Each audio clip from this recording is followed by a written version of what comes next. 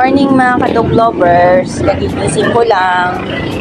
Ayan pa yung mga aming alagang manok. Papagawa kami ngayon ng bubong ng mga aso namin. Ayan, hindi pa tapos.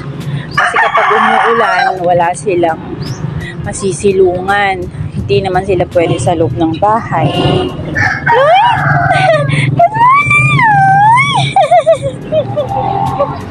Si Puping! Ito yung aso namin nagsasalita.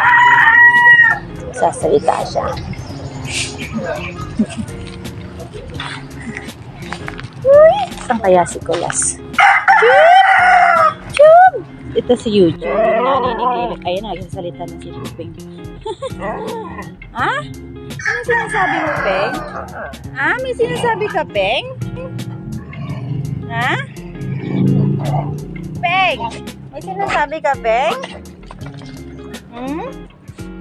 Ano sila? Yan si Greyha. Ha? Babagang, Peng? May sinasabi ka, Peng?